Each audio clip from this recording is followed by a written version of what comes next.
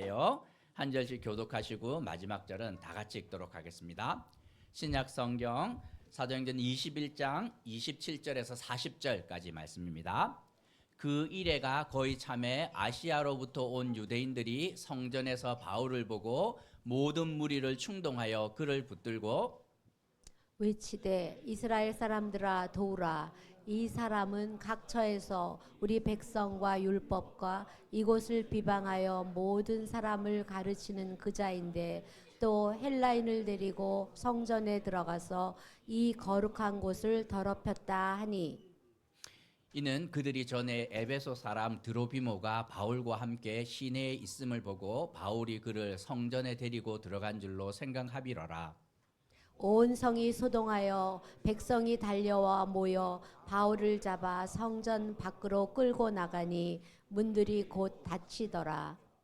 그들이 그를 죽이려 할 때에 온 예루살렘이 요란하다는 소문이 군대의 천부장에게 들리매 그가 급히 군인들과 백부장들을 거느리고 달려 내려가니 그들이 천부장과 군인들을 보고 바울 치기를 그치는지라. 이에 천부장이 가까이 가서 바울을 잡아 두 쇠사슬로 결박하라 명하고 그가 누구이며 그가 무슨 일을 하였느냐 물으니 무리 가운데서 어떤 이는 이런 말로 어떤 이는 저런 말로 소리치거늘 천부장이 소동으로 말미암아 진상을 알 수 없어 그를 영내로 데려가라 명하니라.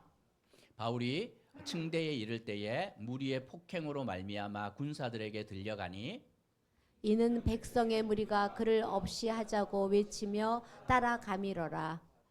그러면 내가 이전에 소요를 일으켜 자객 4,000명을 거두리고 광야로 가던 애굽인이 아니냐. 바울이 이르되 나는 유대인이라 소읍이 아닌 길리기아 다소시의 시민이니 청컨대 백성에게 말하기를 허락하라 하니 함께 읽겠습니다. 천부장이 허락하거늘 바울이 층대 위에 서서 백성에게 손짓하여 매우 조용히 한 후에 히브리 말로 말하니라. 아멘. 우리나라 속담에 장고 끝에 악수를 둔다 하는 말이 있습니다. 중요한 문제 앞에 오래 고민하고 또 고민하고 최선의 답이다 하고 선택을 했는데 결과적으로는 나쁜 결정이 되었다는 말입니다. 살아가며 우리 인생에 자주 이런 일 일어나지요. 인생에서 제일 중요한 이 일 가운데 하나인 결혼을 앞두고 고민하고 얼마나 고민합니까? 이 사람에게 내 인생을 걸어도 되나? 고민하고 또 결정했는데 이제 실제로 현실을 맞이해 보면 실망스러울 때가 종종 있지 않습니까? 자녀를 위해 부모가 고민하고 또 고민합니다.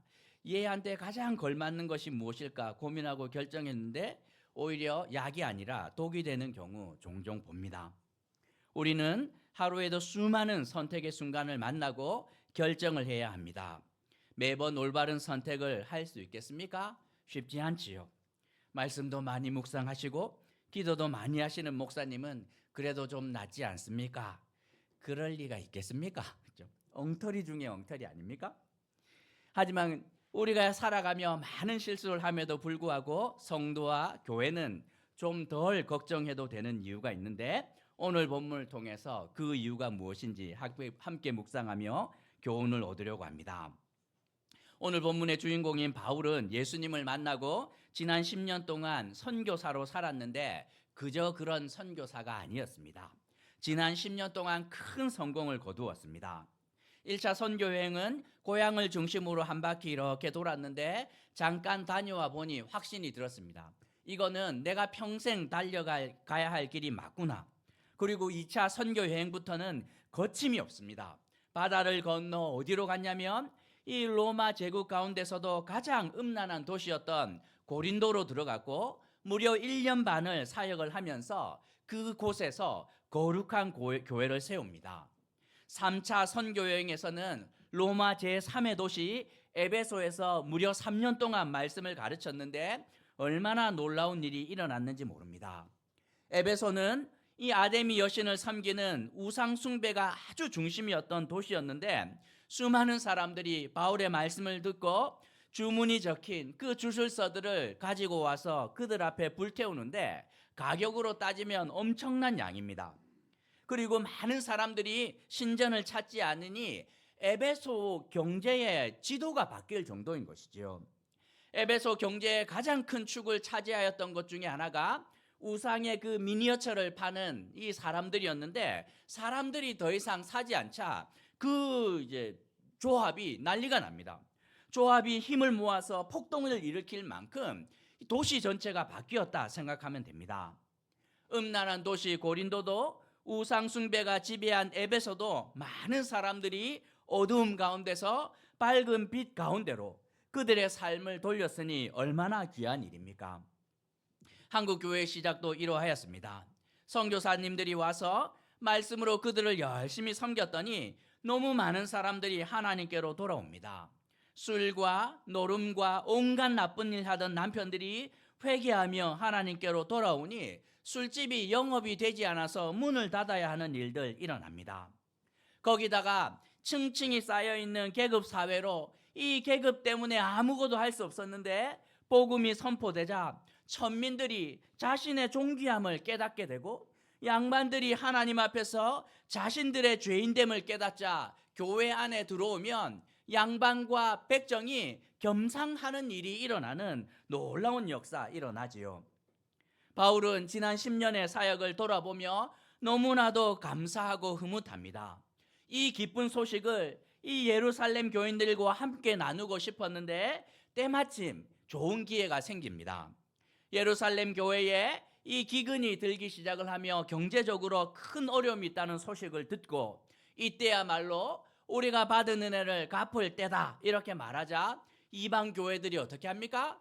이 구제 헌금을 모아서 목사님, 우리가 받은 은혜가 있는데 돌려주어야 마땅하지 않겠습니까? 하고 그 구제 헌금을 이 바울의 편에 붙여서 예루살렘에 보내는데, 혼자 보내지 않고 이번에 우리도 같이 가서 당신들이 전하여 준 복음 때문에 우리가 이렇게 은혜를 누립니다 하고 교회의 대표자들이 바울과 함께 동행합니다. 그런데 이제 예루살렘 분위기를 알았던 사람들이 있죠. 바울과 이방인들이 온다는 소식 참 기쁘기는 하지만 그게 마뜩지 않습니다. 왜냐하면 예루살렘에서 바울에 대한 이미지가 좋지 않았기 때문이에요. 예루살렘의 그 온도는 이 바울이 생각하는 것과 차이가 많았는데, 만나는 사람들마다 바울에게 말합니다. 목사님, 예루살렘 분위기가 좋지 않습니다. 안 가면 안 될까요? 돌려서 말하죠. 왜냐하면 목사님이 우리한테나 지금 인정받지 거기서는 배신자이고 역적인데 가면 이제 별로 이렇게 좋지가 않습니다. 그래도 제가 꼭 가야 되겠습니다 했더니 누가 옵니까?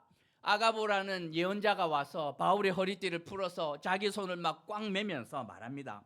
이번에 목사님 예루살렘 가면 이렇게 결박을 당합니다. 가면 안 된다는 말이죠. 그럼에도 불구하고 바울을 꺾을 수가 없습니다. 제가 모르는 일 아닙니다. 결박을 당할 뿐만 아니라 저는 죽음도 각오하고 그곳으로 올라가는 겁니다 하고 예루살렘에 올라갑니다. 바울은 선교주에서 믿음을 함께 시작하였던 이방인 지도자들과 함께, 그리고 그들이 사랑하는 마음을 담아서 전하여 주었던 구제헌금을 들고 예루살렘에 무사히 도착했는데 예상대로 분위기는 좋지 않습니다. 예루살렘 교회 안에 바울에 대한 소문이 나빴기 때문인데, 바울이 처음부터 예수님의 제자들처럼 그냥 한 길을 갔으면 괜찮아요. 그러면 쟤는 원래 그런 애다 할 텐데, 바울은 배신자 프레임에 갇힌 사람입니다. 열심히 유대교 측에 있으면서 예수 믿는 사람들 핍박할 정도를 넘어서 스데반 집사님을 죽이는데 앞장설 정도로 자기 편이다 믿었는데, 어느 날 갑자기 반대편에 서더니만 이게 그냥 배신자 중에 배신자. 그냥 10년 전에 예루살렘을 떠나서 눈에 안 보이니 뭐 괜찮은가 싶었는데 소문이 들리는데 이게 난감합니다. 28절에서 바울이 가는 곳마다 유대인들과 마찰이 있었고, 보기 좋게 유대인 공동체를 이렇게 막 박살내면서 심각한 타격을 입힙니다. 고린도에서도 그러고 에베소에서도 그러고, 이 있었던 유대인 공동체가 바울의 가르침 때문에 경제적으로 수많은 기득권들에서 밀리기 시작을 하자 그냥 법정에 세워야 될 정도로 어려움을 겪었는데, 법정에 세울 때마다 누가 이깁니까? 바울이 이기는 거예요. 고린도에 있었던 총독도 바울의 손을 들어주었고 에베소에 있었던 총독도 바울의 손을 들어줍니다. 그러니 막 해외에 있었던 유대인들이 바울만 보면 막 이가 갈리는 거죠. 너 때문에 우리의 수입이 반절로 줄어들었으며 활동의 폭이 이렇게 줄어들었는데 이 원수를 갚을 기회가 없었는데 마침 바울이 예루살렘에 도착했다는 소문이 들렸고 거기는 유대인들의 홈그라운드나 마찬가지 아닙니까? 이참에 바울을 없애야 되겠다 생각을 합니다. 바울에 대한 사람들의 생각을 예루살렘 교회가 모를 리가 없습니다. 그래서 이 문제를 어떻게 지혜롭게 해결을 할까? 예루살렘 교회의 지도자였던 예수님의 동생 야고보와 교회 장로들이 머리를 맞대고 고민합니다. 어떻게 하면 큰 충돌 없이 바울의 문제를 잘 설득할 수 있을까? 고민하고 또 고민하다가 최선의 결정을 내리는데 이렇게 하면 유대인들의 마음을 얻을 수 있겠다. 그게 무엇이었냐면 27절에서 말하는 것처럼 7일간의 정결 의식을 행하는 것입니다. 유대인들은 이 유대 땅을 떠나서 멀리 다녀오면 몸이 부정하여졌다, 마음도 부정하여졌다 생각을 하며 7일간의 정결 예식을 갖는데 바울이 이스라엘 사람들 앞에서 특별히 유대인들 앞에서 공개적으로 그 의식을 행하면 유대인이 바울이 우리와 적대적인 관계는 아닐 텐데 하고 인정해 줄 것이라 믿었던 것입니다. 그래서 바울이 굳이 안 해도 되는데 오케이, 제가 덕을 세우기 위해서 그거 하지요. 자기 비용을 다 내어서 7일에 해당되는 그 정결 의식을 행하였는데 나쁘지 않았습니다. 6일 동안 이 예배당 가가지고 정결 의식 하는데 사람들이 봤는데 이렇게 받아주는 거죠. 그런데 7일째 되는 날 문제가 발생을 합니다. 예루살렘 교회 최고 지도자들과 바울이 함께 고민하고 내린 최선의 결정이 최악의 결과를 가져오는 것 모두가 보게 되는 것입니다. 이때는 유대인의 명절 오순절이라서 세계 각지에 흩어져 있던 유대인들이 예루살렘으로 모여들었습니다. 그런데 27절에서 특별히 에베소에서 예루살렘으로 올라온 사람이 있었는데 그 사람의 눈에 누가 들어오냐면 29절에서 드로비모라는 사람이 눈에 들어오는 거예요. 예루살렘에 있었던 유대인들은 드로비모가 누군지 모릅니다. 그냥 외국인이 왔나 하는 정도인데 에베소에 있었던 유대인들은 바울 옆에서 열심히 사역을 도왔던 에베소 사람 드로비모가 여기 왔다는 것을 보고 깜짝 놀라는 거예요. 드로비모하고 그 바울은 그냥 예루살렘 시내 성전 밖에서 만났는데 그 광경을 목격하자 머릿속으로 그림이 그려지는 거죠. 저 나쁜 놈 바울이 이 이방인을 데리고 예루살렘 성전까지 더럽혔구나 하고 생각을 했는데 다시 바울을 봤는데 어디 있습니까? 바울이 예루살렘 성전 뜰 안에 있는 것을 보면서 확신이 더해집니다. 이게 맞구나. 이 나쁜 놈이 그 할례 받지 않은 이방인을 데리고 기어이 예루살렘 성전 안으로 들어갔구나 하고 확신을 갖는 것이죠. 27절에서 보면 그 에베소에서 올라왔던 이 유대인들이 모든 사람들을 충동했고 30절에서 이 말을 듣고 많은 유대인들이 갑자기 폭도로 변합니다. 31절에서 바울을 죽이려고 합니다. 왜 그러하냐면 이게 그림을 봐야 되는데 여기가 어디냐면 이방인의 뜰입니다. 가운데 있는 것이 성전이고 그리고 성전 양쪽으로 큰 공간이 있는데 거기가 이방인의 뜰이에요. 여기까지는 이방인들이 들어가서 기념품도 사고 담 넘어 보이는 이스라엘 사람들이 어떻게 예배하나 이렇게 볼 수 있습니다. 그런데 여기 안쪽은 여인의 뜰인데 여기서부터는 이방인들은 절대로 들어가지 못해요. 이스라엘 여인은 여기까지 들어갈 수 있는데 요 담벼락 안쪽으로는 이 이스라엘 사람들이 들어가면 안 됩니다. 이방인들이 들어가면 안 됩니다. 들어가면 어떤 일이 생깁니까? 죽습니다. 현행범으로 바로 죽여도 아무 문제가 없어요. 왜냐하면 로마 총독이 와서 얘네들 이거 건들면 이거는 통치가 불가능하구나 하고 존중해 주는데 저 담벼락 옆으로 그리스어와 그 다음에 로마 라틴어로 붙어 있습니다. 들어오면 죽습니다. 이방인 절대 접근 금지 하고 붙어 있는데 이 선을 바울이 넘었다 하고 사람들이 확신을 가진 것이지요. 그래서 이 난리가 나는데 이 성난 폭도들을 말릴 수가 없습니다. 얘는 바로 현행범이니 이 마당에서 때려 죽여도 아무 말 할 거 없다 하고 막 난리 난 것입니다. 예루살렘 교회 장로들과 지도자들이 이 성난 군중을 다스리기 위해서 정결 예식을 하려고 하였으나 오히려 이것 때문에 바울과 예루살렘 교회가 더 큰 어려움을 겪게 되는 것이지요. 불난 집에 물을 뿌려서 불을 꺼야 되는데 기름을 부은 격이 된 것입니다. 성난 군중 누가 말리겠습니까? 아무도 말릴 수 없는 거예요. 이 폭도들을 누구도 말릴 수 없었는데 이때 누가 등장하냐면 31절에서 로마 군대의 천부장이 등장합니다. 그럴 수밖에 없는 게 사진을 한번 더 보면 네모되어 있는 데 있잖아요. 4개의 타워가 있죠. 여기가 어디냐면 안토니아 망대입니다. 이 꼭대기에서 로마 군인들이 예루살렘 성전 마당을 실시간으로 감시하고 있다 생각하면 됩니다. 망대를 왜 저기 세웠겠습니까? 이스라엘을 통치할 때 성전만 잘 관리하면 되는 거예요. 이 마당에서 폭동만 안 일어나면 다스릴 수 있다 생각을 하니 가장 가까운 곳에서, 그리고 망대에는 계단이 있는데 저 성전 뜰로 한순간에 빠른 속도로 내려갈 수 있도록 이렇게 길이 나 있습니다. 거기다가 여기 천부장 밑에는 6명의 백부장이 있었고 백부장 밑에는 180명의 병사가 있었으니 총 1080명의 로마 군인들이 저기 안토니오 이 요새 안에 있었다고 생각하면 됩니다. 그런데 이 천부장이 그냥 뭐 또 하나 죽나 보다 하고 그냥 냅둘 수 있는데도 불구하고 사건이 일어났을 때 달려서 군인들과 함께 내려갑니다. 왜 그러하냐면 총독의 특별 지시가 있었기 때문입니다. 이 당시 예루살렘을 다스리던 총독은 펠릭스라는 총독이었는데 이 총독에게는 트라우마가 있습니다. 38절을 보면 이집트에서 누가 하나가 올라오는데 유대인들을 3만 명을 동원해요.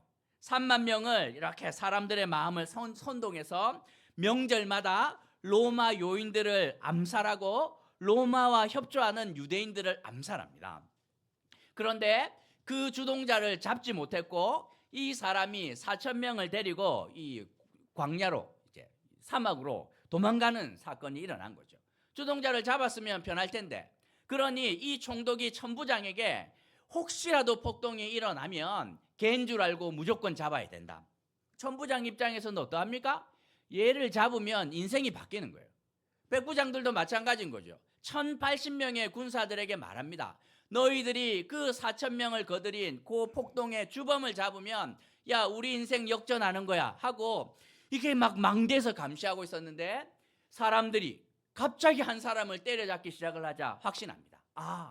명절에, 오순절 명절에 누군가가 칼을 품고 요인을 암살하려고 했는데 그놈을 잡았구나 하고 내려와서 사람들을 말립니다. 왜? 죽으면 안 되죠. 산채로 이렇게 갖고 가야 이제 내가 사니까. 그래서 내려옵니다. 거의 한 200명 정도를 데리고 우르르 이게 내려온 것 같은데 33절에서 사람들을 떼어내고 바울을 쇠사슬로 급히 체포하고 천부장이 바울을 때리는 사람들에게 묻습니다. 당신 이 사람이 누군길래 이렇게 때리고 있냐고, 무슨 일로 이렇게 하냐 이렇게 하는데 34절에서 사람들이 대답하는데 앞뒤가 하나도 맞지 않습니다. 막 소견에 오른 대로 말하고 율법을 어겼다, 성전을 더럽혔다 말하는데 이 백부장, 천부장이 원하는 대답을 주지 않는 거죠. 다 앞뒤가 맞지 않으니 오케이 당신들은 잠잠하고, 그리고 맞아서 이게 막 실신 상태에 있는 바울을 데리고 끌고 갑니다. 그런데 36절에서 바울을 죽여야 하니 내놓으라 하고 막 난리가 났습니다. 안토니아 요새로 빨리 끌고 가야 죽지 않은 채로 바울을 어떻게 할 수 있는데, 그래서 매를 맞아 비틀거리는 바울을 군인들이 쳐들고 35절에서 계단을 올라갑니다. 37절에서 천부장은 혹시나 하는 기대가 있습니다. 혹시라도 이 사람이 그 펠릭스 총독이 말하는 폭동의 주범이면 내 인생이 펴는 거 아닙니까? 그래서 물어봅니다. 이 사람에서 이렇게 신이 났을 텐데 네가 누구냐 이렇게 물어봅니다. 4,000명을 데리고 그 이집트로 왔던 그 존재가 맞냐 이렇게 물어봐야 될 텐데 이 사람이 놀라운 말을 합니다. 37절에서 제가 한 말씀 드려도 될까요? 이렇게 하는데 천부장이 깜짝 놀랍니다. 왜냐하면 좀 전에 저 길바닥에서 들었던 그 거친 아람어가 아니었던 거예요. 막 욕설로 막 하고 막 죽여라 막 살려라 이렇게 하는데 그 이스라엘 사람들이 쓰는 아람어가 아니라 들었는데 이 사람이 쓰는 말은 너무나도 신사적이고 이 고급진 헬라어를 구사하는 것입니다. 천부장이 깜짝 놀랍니다. 너는 도대체 정체가 무엇이냐? 혹시 4,000명을 데리고 광야로 도망간 애굽인이 아니냐 물어보았더니 39절에서 바울이 대답합니다. 저는 그런 사람이 아닙니다. 저는 이집트 사람이 아니라 유대인이고 이름이 없는 그런 조그만한 마을 출신이 아니라 길리기아 다소시의 시민입니다. 이렇게 말합니다. 당시 말만 하면 인정받는 도시가 있었는데 그 중에 하나가 길리기아 다소입니다. 누가 와서 제가 고린도 출신입니다 하면 사람들이 이렇게 거리를 둡니다. 저 혹시라도 막 더러운 음란한 동네에서 에베소에서 왔다 그러면 별로 인정해 주지 않아요. 누가 와서 저에게 묻습니다. 아파트 이렇게 엘리베이터에서 누가 만나서 이야기를 하다가 고향이 안동입니다 이렇게 하면 양반 동네 이렇게 해서 제가 묻어갑니다. 저는 그렇지 않지만 길리기아 다소라고 이야기를 할 때 호소력이 있는 이름이었습니다. 말만 하면 인정받는 도시 중에 하나가 길리기아의 다소였는데 이 도시는 철학과 의학의 중심이었고 로마의 자치권을 가진 도시로 이 동네 사람들은 자부심이 아주 대단하였습니다. 천부장은 사람들을 많이 만나는 사람들인데 말만 들어보면 이 사람이 구사하는 단어와 이 억양만 보아도 이 사람이 어떤 사람인지 알 수 있었는데 이 사람의 말을 듣는 순간 보통 헬라어가 아니구나, 배운 사람이구나, 제대로 학문을 한 사람이 구사할 수 있는 헬라어구나 하고 듣는 순간 깜짝 놀라는 것이죠. 그리고 바울이 천부장에게 요구합니다. 무고한 저를 때린 저 사람들에게 말할 기회를 한번 주옵소서 부탁을 합니다. 그러자 40절에서 천부장이 바울의 요청을 들어주었고 바울의 변론, 이 자신을 때렸던 유대인들을 향한 바울의 변론이 이 다음 주에 시작될 것입니다. 오늘 말씀을 통해 두 가지만 생각해 보려고 하는데, 먼저는 사람의 최선이 항상 좋은 결과를 가져다 주는 것은 아니라는 사실입니다. 살아가며 우리는 모든 일에 좋은 결말이 있기를 기대하며 고민하고 선택하고 결정합니다. 나와 내가 사랑하는 사람들을 위해 무엇을 선택하면 좋은 결과가 올까 고민하지 않습니까?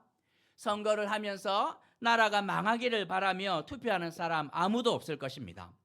어떤 선택을 하면 이 나라가 바로 설 수 있을까 고민하고 최선의 선택을 하지만 항상 결과가 좋은 것은 아닙니다. 왜 그러하냐면 인간은 불완전한 존재이기 때문입니다. 인간이 완전하면 하나님이 필요 없는 것 아니겠습니까? 아무리 조심하고 신중해도 때로는 불완전한 우리 때문에, 그리고 불완전한 세상 때문에 엉터리 같은 결과가 우리 가운데 임하는 거 자주 볼 수 있습니다. 최선의 선택을 했는데 왜 이런 결과가 올까? 고민하면서 사람을 선택을 했는데 이게 이제 결과가 오는 것이요. 어느 집사님 다니는 회사 신입사원 뽑을 때 누가 있는 줄 아세요? 무속인이 옆에 있다 하는 이야기를 들었습니다. 이해가 됩니다. 왜냐하면 이력서 보고 자기소개서 보고 믿고 믿었던 거예요. 명문대 나오고 자기소개 봤더니만 막 이 사람 뽑아야 회사가 살 것 같아서 뽑았는데 뚜껑을 열었는데 이게 막 회사를 망치고 있는 거죠. 어떤 사람은 이력서 봤는데 얘는 회사를 망가뜨리겠구나 싶었는데 뽑을 사람이 없어서 뽑았는데 일을 너무너무 잘하는 거예요. 종이로 볼 수 없는 영역이 있으니 어떻게 합니까? 무속인을 때려다가 놓고 이제 뭐 어떻게 하든지 이제 막 관상도 보고 이렇게 하면서 선택을 하는 거예요. 우리가 살아가는 세상이 그러합니다. 사람의 지혜가 그렇게 연약하고 이 세상이 얼마나 불완전한지 모르는데 우리가 최선의 결정을 하였으나 좋은 결과가 나오지 않더라도 놀라거나 이 당황할 필요가 하나도 없다고 성경은 말씀하고 있습니다. 그 이유가 무엇입니까? 우리가 두 번째로 생각해야 되는 문제인데 더 크신 하나님 때문입니다. 세상을 살아가며 우리가 당하는 어려움은 얼마나 커지는지 모릅니다. 주중에 이제 대학생들 수련회 있어서 갔다 왔습니다. 설교 열심히 하고, 그리고 이제 질문하면 제가 답을 해야 되는 순서가 있어서 예상 질문을 받았는데 그냥 웃음이 나왔습니다. 이렇게 보면 제가 나이를 먹었구나 이렇게. 우리는 다루어야 되는 문제가 얼마나 큽니까? 뭐 이혼을 할지 말아야 될지, 뭐 이 인간과 같이 살아야 되나 말아야 되나, 지금 어머니의 지금 요양원에 어떻게 해야 되나, 이 무게가 얼마나 큰데 대학생들의 질문을 이제 받는 순간 제가 막 웃음이 나오면서 이런 게 고민이구나. 조금만 더 살아봐라. 이거는 아무 문제가 아닐 텐데, 고민도 아닐 텐데 하는 그 가벼움을 느꼈습니다. 살면 살수록 인간이 감당할 수 있는 이 무게가 얼마나 큰지 느껴지지 않습니까? 인간이 다룰 수 있는 모든 지혜를 동원하고 고민하고 결정했는데 결과가 신통치 않습니다.